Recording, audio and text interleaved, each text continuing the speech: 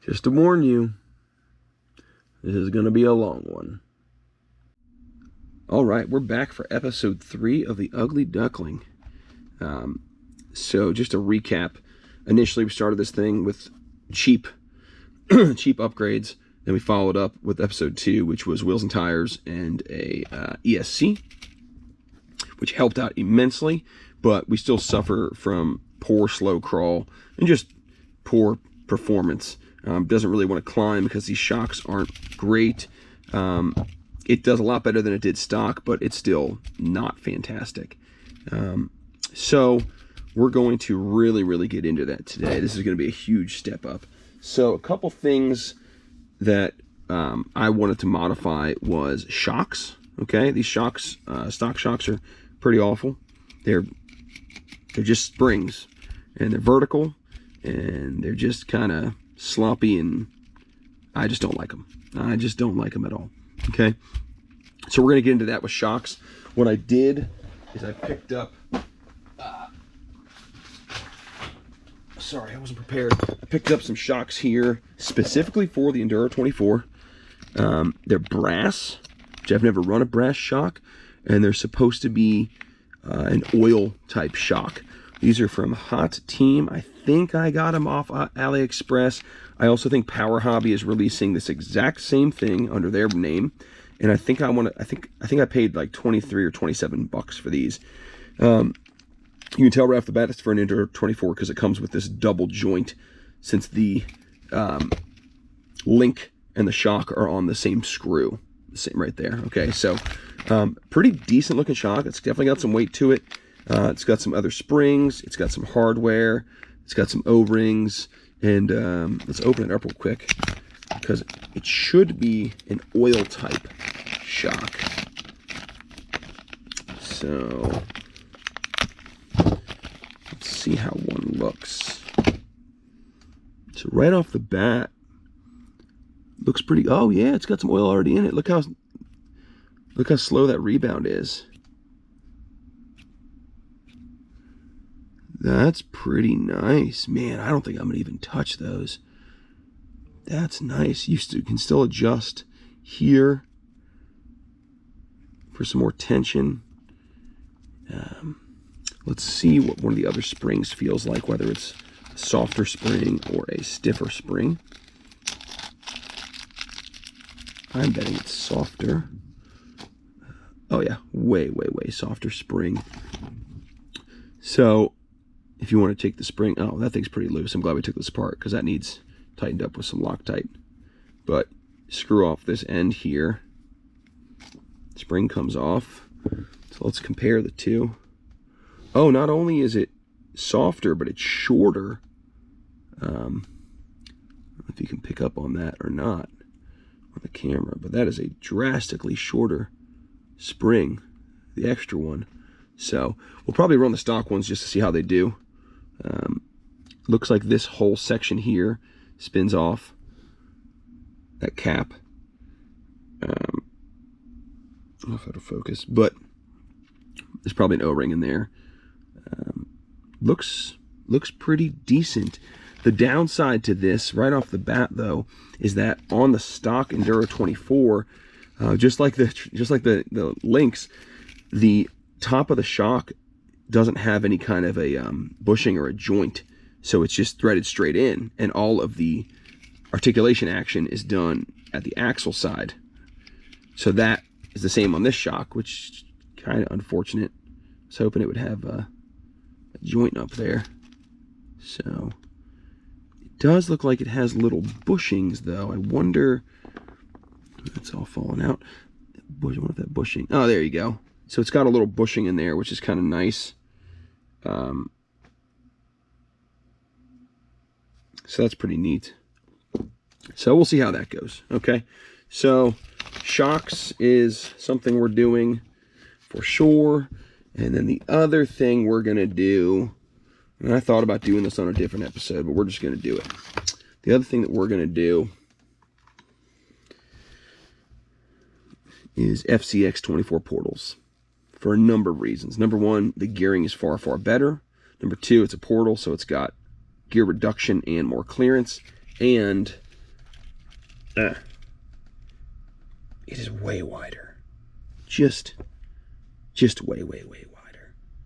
Let me see if I can actually tell you how much wider it is. Bear with me 1 second.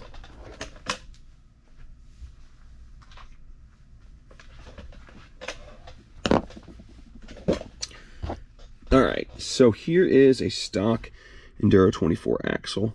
All right, pretty plain, pretty simple. So, where's my?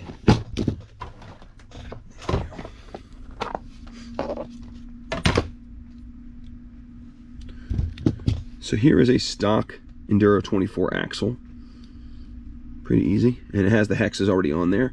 So I'm just gonna go hex to hex. Let me do it metric. It might make a little more sense for some folks. So you're looking at hex to hex, 83, and just call it 84, just for the heck of it. Let's just call it 84. 83.7 though. And then I don't have the hexes on here, but if they were, I'm thinking they would go to there.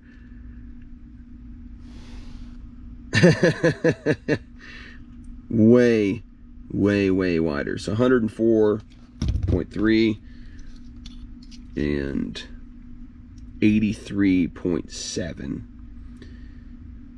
Yikes. It's about 20 millimeters wider.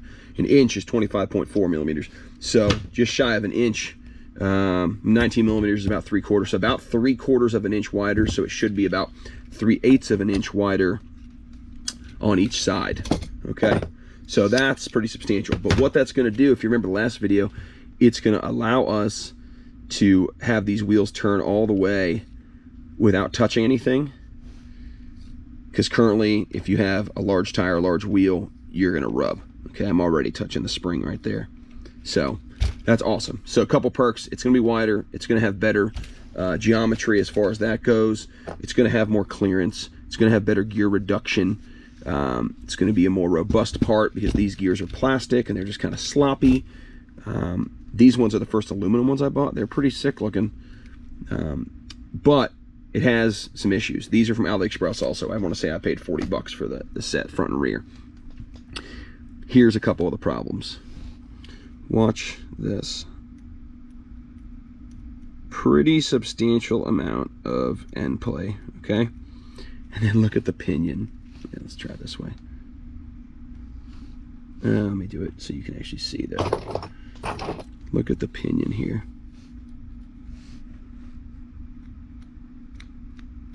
That's ridiculous. So that's pinion to ring gear engagement, right? So I noticed it on the front one. The front also has that problem on the portals. I took it apart already. If you look at the shaft on the portal, come on. Pretty bad. Pretty bad. So I had bought brass parts to use on the outside, so I went ahead and did that already. And I put an O-ring, I'm going to show you, but I put an O-ring on the end of that shaft and an O-ring on the end of that shaft and got rid of most of that play. So we're going to go ahead and do that. I'm going to show you what I did. I did notice when I took these apart that none of them had grease, so I'm glad I took them apart. The axle set does come with good steering linkage. That's pretty cool. It is metal gear inside, which is neat too. It is a spool. Okay, so there's no differential action. And there's your little tiny metal pinion gear. Okay, so we're going to go through and try to fix these up best we can. There are some downsides to these aluminum axles. One of them is that you can't replace the C-hub. Okay, it's part of that whole casting or whatever it is, machining. Oh geez. So that kind of stinks because I did, with my little brass kit that I bought, it did come with C-hubs somewhere. I thought, yeah, right there, which would have been cool to put on, just a little more weight down low, but you can't do that. So what you can do is you can do the whole box, the inner and outer halves of the box, the portal box, and you could do the diff cover. It looks like I didn't get the diff cover, but I got some weight down low, so that's all that matters for me right now. So yeah, I'm gonna go ahead and take this apart and I'll show you what we're working with inside. All right, so I got the screws out, got the steering linkage off. You see that play. It's a little bit more since it doesn't have screws in place, but it's pretty bad. So when you take this apart, make sure you have a place to catch stuff because it's all pretty loose in there, okay? So you got an input shaft from the differential, an output shaft to the wheel. Okay, that all looks decent. The gearing, the gears look decent too. I don't think that's actually really a problem. I think the problem, the play and the slop, is actually the bearings. I think they're not the right size. I think they're not great. But what we can do, what I did on the other one, is I took a little tiny shock O-ring, like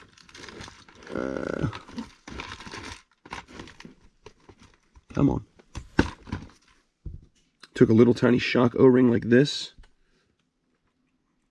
and all I did was put it on the output there. And so it'll actually go between this gear and the O-ring, or between this gear and the bearing, which I don't really think is going to be an issue. These things aren't that, they're not running super high speed, crazy heat, etc. But what that does is it keeps outward pressure on it, so it keeps everything seated against the bearing. It's important too because that bearing is what retains the pin that holds this whole little CVD dog bone action in place. So I'm going to do this. I'm going to take that little O-ring, I'm going to put it on there, just like so, which is also cool because when you take this apart, it's all just not going to fall out on you. Okay, so that's that.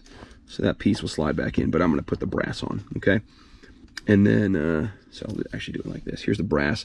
The brass has the same amount of play, so it's nothing but the casting per se. It's the depth of everything. It's just end play issues, if you will. So I'm going to put that bearing in there like that. You notice too, when I pulled that apart, there was no grease at all. So good thing we pulled this stuff apart. So there's the inner box, and then I'm going to do the outer box here. As soon as I get these bearings to come out, they should come out pretty easy because they are sloppy.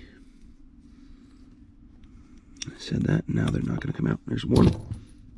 Cool, cool. That'll go in there. Boom. And then there's another one. They're not great bearings. I don't know if stock FCX24 bearings or like aftermarket bearings for an FCX24 would fit, but ow, that hurt. And got the bearing in. So now take this output shaft, put it right back through, just like so. Okay, sort of.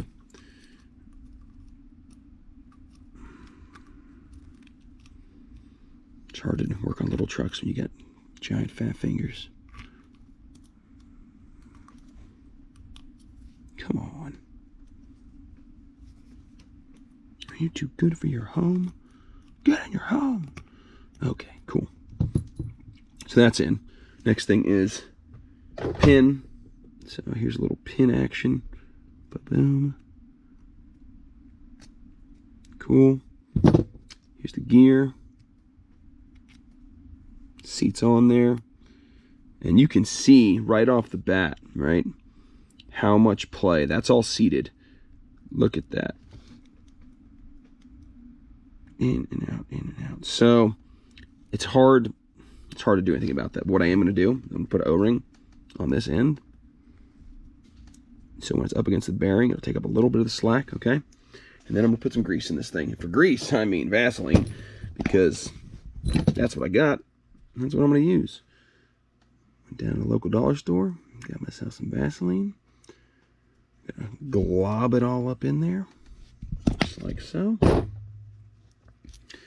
I'm going to take this guy, make sure he seats back down in there. There you go. And I'm going to squish it all in. Fantastic. Okay, so just holding it here, and it's a mess, I know. I realize it's a mess.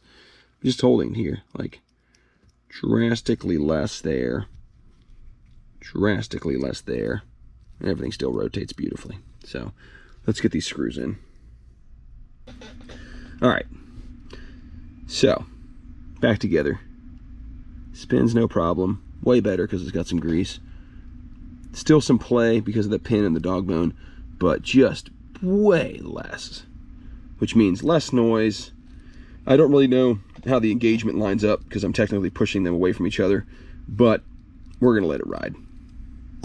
So now I need to do it to the pinion because that thing was really, really, really bad. All right, so I was able to take one of those regular shock O-rings and seat it right up against there. It's really hard to see, so it'll be between the gear and the bearing. And what the hope was is to push the gear further, the mesh further in, and remove some of the play. And maybe once the drive shaft's on, it'll help too, but it's not great. Even with that O-ring in there, if I slap this gear set back in just and let it sit there, it still has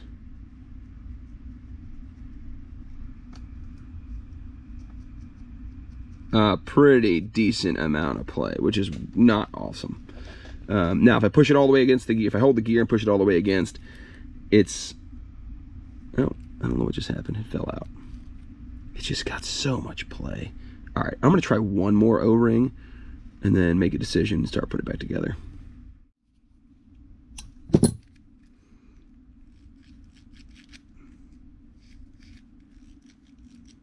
I mean, I'm pulling away and it seems like it still has some engagement. Let's see here. Come on. There you go.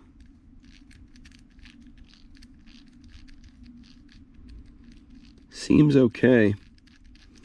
I don't like it. I don't like that at all, but I may run with it. And then if it implodes, I'll put a new gear set in it. Just, I mean, I don't know what I expected, but I did expect maybe just a hair better than this.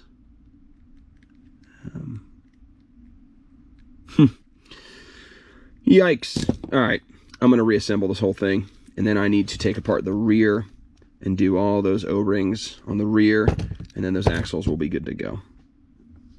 I'm so sorry for wasting your time. All right, so I got this guy reassembled. It's much, much, much smoother now that it's all greased up and everything. And I did end up going back into that pinion and adding that second O-ring back in. I added it back in, pushed real hard without the ring gear assembly in there, got the drive shaft on. I believe this is gonna be the right front drive shaft.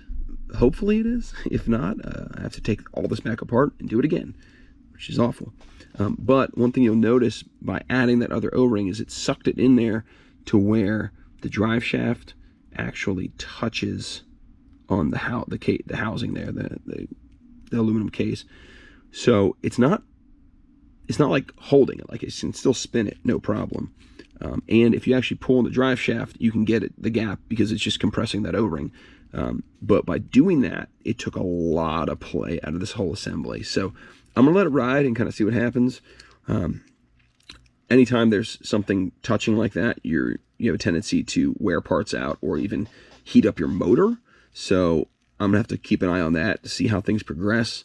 And I'm betting, unfortunately, that when I do the rear, it'll be the same case. So we shall see. All right, so I got them back together. Got my brass on the front, so that's nice. Got this one taken apart, got it all greased up. I actually need to put 2 screws back in it here. But I think the back actually was a higher quality than the front. It didn't take the 2 O-rings on the pinion for it to be more acceptable, so that's pretty cool. As soon as I get this other screw, wherever it went, there it is. What I'm going to do is I'm going to weigh the aftermarket axle compared to the stock Enduro24 axle, just to get an idea. Obviously, the Enduro24, everything's plastic on it, right? So what we got here is probably relatively light. So 17 grams. All right. So this one here, it's just aluminum, doesn't have the brass, but everything else is metal. It's got bearings. This has bushings. It's got, you know, it's portal. It's wider. It's much heavier. So let's see. That one was 17. This is 54. 54. Let's see what the front is with all the brass on it. 87. So that's great because it is unsprung weight. It's down low. I know it's a portal, so the whole thing sits a little higher, but it's down low versus this. You know, that there's not much keeping that truck on the ground when there's no weight below the center of gravity. So that's pretty awesome improvement. The other thing that I want to do is check the gear ratio. I know that this is 2-to-1, okay? But I want to check what this is with the portal. So what I'm going to do to check this gear ratio, it's going to be easier to do it this way, is to throw a wheel and tire on it real quick. So I'm going to put the hex on. These axles came with brass hexes, which is kind of cool. I'm going to throw the wheel on, okay? And then they have a larger nut. They're not like SCX4 size nuts. They're 3mm M3.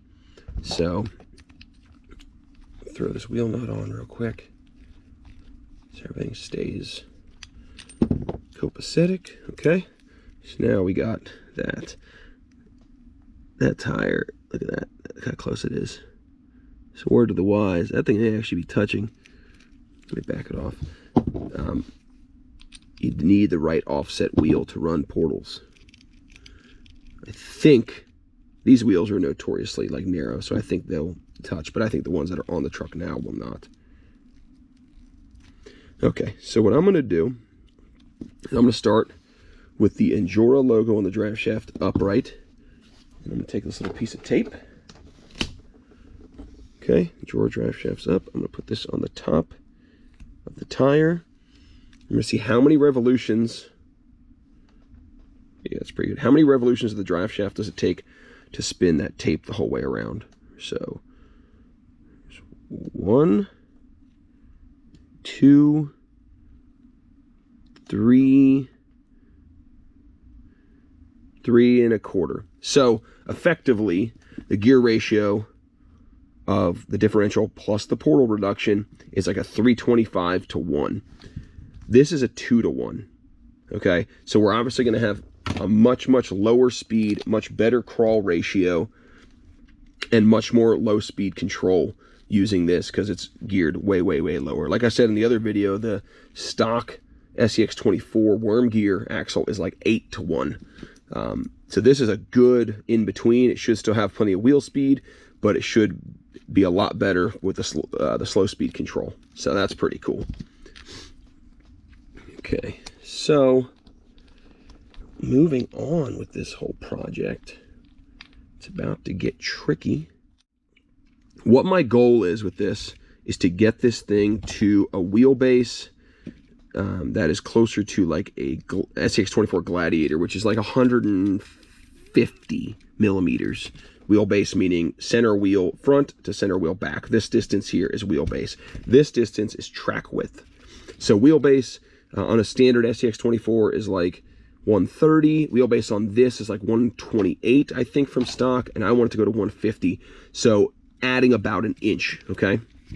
So what I came up with by mix matching parts and all that jazz is that if I use, let me see here, where is my setup? What I'm going to end up using is FCX24, so FMS 24 scale links as lower links in the front. These ones here are, the factory links here are 45 millimeters, and the factory top link is 25. So the FCX link is 48.5. So the front's going to stretch out just a hair. I didn't really want the front to go anywhere because of the steering linkage, but it's going to stretch the front out like 3.5 millimeters. And then the back, I'm going to use deadbolt, where is it? Deadbolt rear lowers and FCX24 lowers as uppers because they're high clearance and they'll work. What that's going to do is it's going to keep the geometry very similar, and I might even be able to use the stock screw holes in the frame. Hopefully, we'll see. All right, I was just grouping up my parts here, and I realized something that's pretty cool. I didn't realize it before, but the stock link, the stock upper links that have these little screws, they are 2mm. So that means that we can thread right into the frame rail, because it's threaded, using the hardware that I was going to use for the FCX24 axles. And what I did is I just bought one of these kits from this DY Wish Key. I don't know if it was Amazon, I don't know if it was eBay or what, but that's what I got, and it is 12.9 grade alloy hex, blah blah blah, M2, and it comes with nuts. They're not lock nuts, but it does have nuts. So that's a pretty nice little kit. It kind of works, you know, coincides with like the little SCX24 kits that have all these other good parts. So I got quite a few of those that I use, but now I'll be able to thread right in, which means I don't have to do nut and bolt stuff like I've done in the past, and that's pretty cool. So that should move the process along pretty quickly, I think. So there is my upper links installed. So now let's do the lowers and hope that all my math works out. I'm not really sure. These may end up colliding. So the lowers use this other Phillips head screw, so it's going to need a bushing that works for that. I don't want to use up all of these other bushings that have the larger hole, if I can help it. Maybe I will. Maybe I will just do that. Maybe I'll do opposite of everything that I thought I was going to do. How about that? So I'm going to put one together here, see how it goes. If it makes contact, then I'll take it back apart and do some flippy floppy stuff. I'm wondering though, see that there? It's hard to see, but that bushing is wider than the hole where the old arm went. So I'm going to take my Dremel and just kind of slice that back and slice that back, make it a little bit larger, and then it'll fit that bushing no problem. But one thing I'm realizing too is the depth of that little pocket. It's not great. So this link goes back into the skid a little bit further, which looks like it'll bind. So I'm going to take a little bit of that off.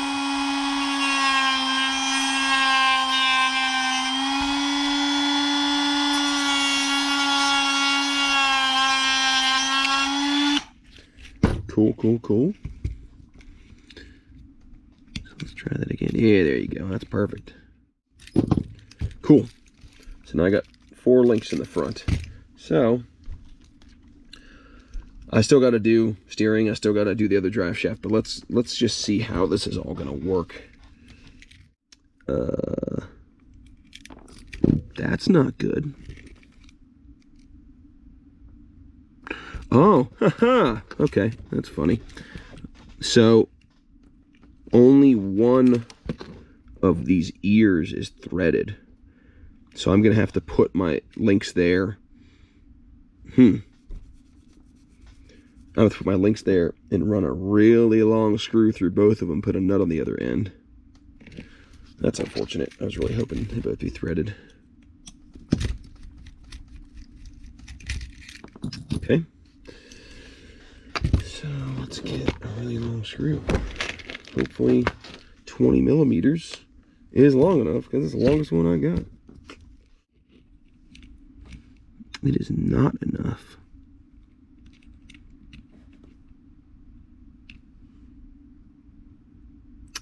Well, that's a bummer. So now what I'm going to have to do, because that screw doesn't go the whole way through, is I'm going to have one screw that threads into here, and I'm going to have another screw that goes through, and I put a nut in the middle, which is kind of not great, but whatever. Cool. Snug. All right, so the upper links are on. That gives you an idea of where the front's going to be. It does contact the bottom of the transmission, but I think that'll be fine. But still a decent bit of, well, that's all not jammed up, articulation. Let's get the other ones on, see how that looks. All right, so for the time being, I went ahead and just flipped them. So they are the exact opposite of high clearance. They are low clearance arms now, so that's neat. But what it shows is how that axle should pivot in the middle, because before it was hitting those links. So now they don't touch at all right there. I'll probably honestly run it like this, because with portals, there's a ton of clearance. So is what it is. I'm more concerned about the back, and I know the back's going to be, I'm more concerned about clearance in the back, but I know it's going to be good because both the uppers and lowers in the rear are bent high clearance arms, so they will escape each other. But yeah, that's pretty cool. That's pretty cool. So the front needs the steering hooked up, needs some shocks, and needs a drive shaft, and that's essentially done at the front. So I'm gonna focus on the rear now, because I want to see how long this thing's gonna be. So I got it to this point. Okay, got my links in, got my rear drive shaft in, all to the factory points. Now, my original thought was, or my original calculations were, that I could use these FCX24 links for the rear upper in conjunction with the deadbolt rears. But they were just too short. And in fact, I ended up going to Gladiator front lower links, 50 millimeter, as the upper in the rear. And the rear is still pitched a little bit more than I would like. Okay. But I'm going to roll with it. The option here would be to, it's not a bad option, but it would be to drill the frame rail just a hair back, and then you would put a longer bolt in and use a nut there, and we'll see. It's so close. It's measuring right at about 155, 156 millimeter wheelbase, which is Gladiator wheelbase, SCX24 Gladiator. The reason I went with that is because I don't have anything that long, and Iceberg RC, is it Iceberg? Yeah, Iceberg RC has a really cool looking Suburban body that I'm thinking about putting on this. So yeah, not hateful. I need to figure out the shocks, whether or not I'm going to use these shocks that are for the Enduro. We'll see. I have some other oil-filled shocks that I might throw on. I'll probably play with it and just see what happens. But you know, in the front, the shock geometry is going to be essentially stock, really close to stock geometry, right? Not an issue. In the back, though, you know, in order to reach the stock shock mounting, this thing's going to be kind of a reach, which means that my travel will be very, very limited. So one option would be to mount it down here and then mount it to the chassis, or mount it here to the chassis so it has a lot of up travel. I'm not really sure what I'm going to do just yet. I need to figure that out. So that is yet to be figured out. I tried to plan as much of this out as possible, but can't do all of it. Another thing is that with the steering, the link that comes with the FCX axle, see how it twists 90 degrees? So that one is flat and this one is facing us. Well, in order to go to the chassis mounted servo here, we're going to need to go flat to flat. So I need to find a link, you know, like this, that is the ends are the same direction in order for that to work. So I got to do that. That's no problem. But so yeah, still quite a bit to do to get it back. So shocks, steering, drive shaft, wheels, tires, and we can actually do some mild testing. So I'm gonna try to chip away at that. get this wrapped up. All right, I got it all back together. Ran into some issues, so I'll talk about them quickly, and then we'll get to the testing. So I originally was going to do those 48.5 millimeter links as the upper in the rear. I ended up going to a 50 millimeter. We talked about that briefly. A couple other things I ran into was I didn't really have a shock mount option for the rear, so I took some scrap junk I had and made an extension for the rear to get it to where the shock was at a better angle, and I still had some travel. Okay. What else did I run into here? Steering wise, I had to lower the servo back down because with this steering system, the bolt that goes here was hitting the frame, so I had to lower the servo back down. But that's fine because I still have plenty of travel there. All right. I don't have a rear body mount because of all this. I'm sure I could come up with one relatively easily. The wheels and tires fit back on no problem, so that's all gravy. What else is there that I did? Shocks are on, axles are on. Yeah, it's looking pretty decent. So really the only thing left for me to do currently is just to test it and see how it goes. I think we may end up doing some more shock tuning. I think we may end up changing this link angle a little bit. Just you know, depending on how well it does. So I'm gonna throw the body on. It's gonna look weird because, well, because of reasons. So the front doesn't look that bad, although it has a ridiculous amount of lift. But the back obviously is not in line. So this thing is sitting right at that Gladiator wheelbase. So we're just about 6 inches on the dot. So the Gladiator body or the that Suburban body from Iceberg that I want to put on, that'll be pretty cool. So I got a fresh charge pack on here, and I'm gonna move us on over to the testing area. I haven't moved any of those rocks since last time, so we'll see how this thing does. Oh, but real quick, let me show you here the slow crawl.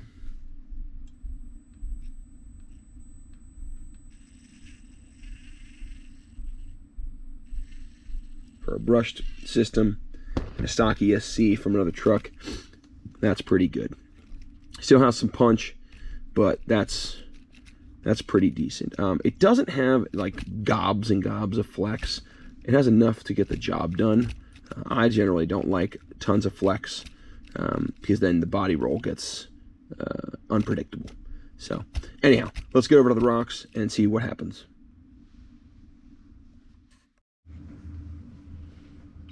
All right, let's see what happens. I think steering trim might need adjusted a little bit, but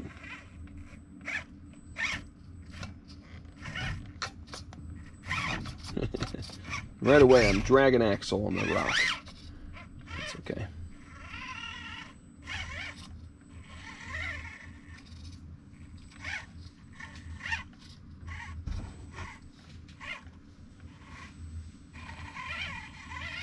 I mean, that's gravy.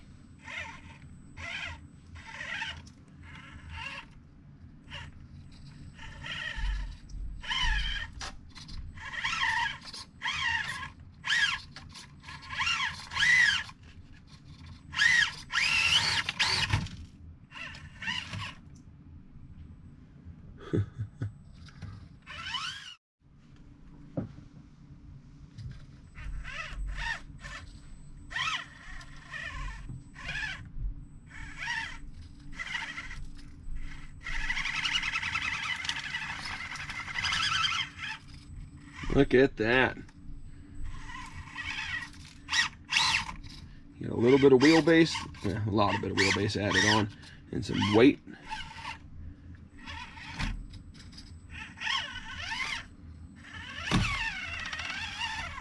And I realize this thing looks weird, but you know, once you get a body on there and get the springs and everything tuned where you want, it's gonna look like a normal truck. And I also realize a lot of people will say, well, it's not really a Enduro 24 now with everything you did. I disagree because the motor setup with the servo setup and the transfer case setup are all the same. It's still a stock chassis. There's still a lot of stock parts on this thing. But you don't have to take it to this level. You can just take it to whatever level you want. You could throw it in the trash for all I care.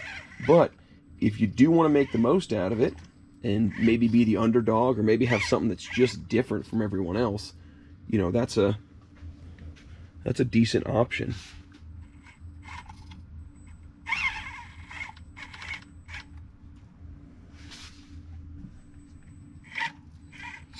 The whole point of this is just to show that it's not as bad as everyone says. And frankly, yeah, when you're comparing stock to stock, I get it, but nobody leaves these things stock.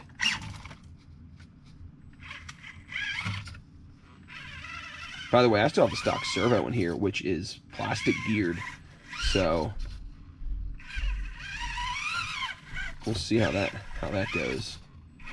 Whether or not it needs an Emax or something like that. The downside with this longer wheelbase is that the turning radius is now far, far, far worse, but I think this axle has more steering angle than the stock axle did. I mean, look at that stability. I was carrying that back passenger tire the entire time up here.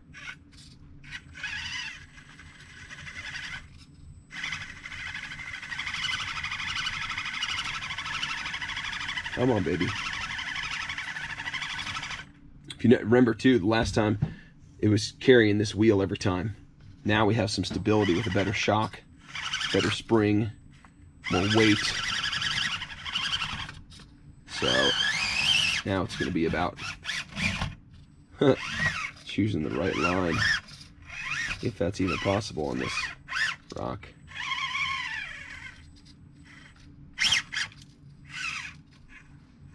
I really don't want to run it all the way down to the other side. I want to just... It's difficult to do one-handed, though.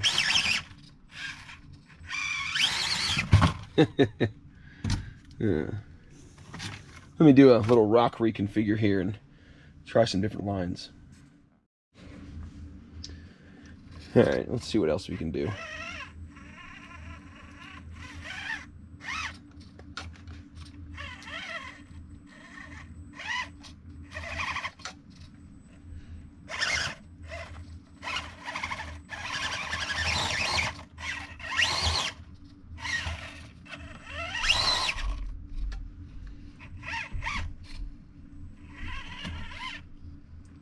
Way better slow crawl, still plenty of wheel speed to bump up something if I have to. So that's pretty cool. I do feel like I need a little bit more travel. It hangs the tire a lot. So maybe I'll end up doing, I don't know, one of those shock blade deals. So let's see if I can get up this piece here. I don't even know what it looks like over there, truthfully, so it might not be happening at all.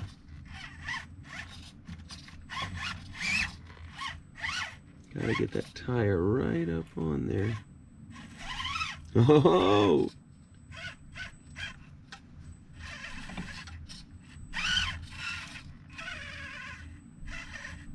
Come on, baby. Come on, baby.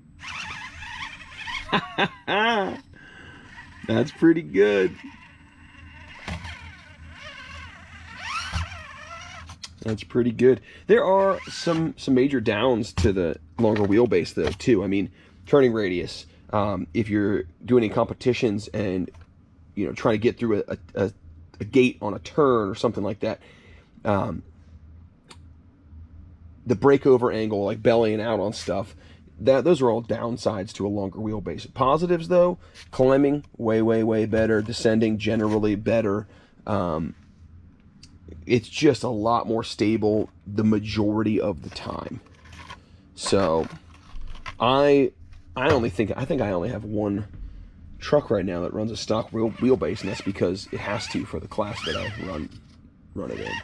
So, That's going to totally try to flip backwards. It's a little too much fun.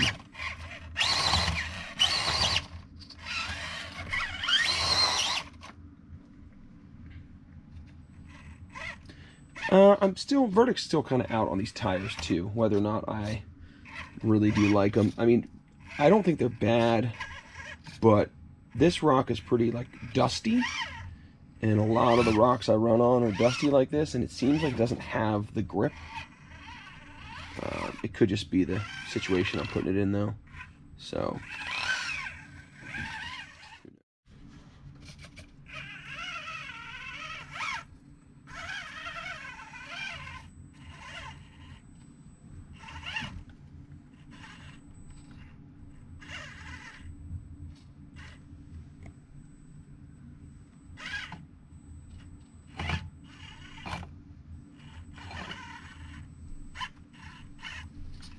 I thought the shocks might be too stiff, but they're actually doing a fairly decent job going through the motions here.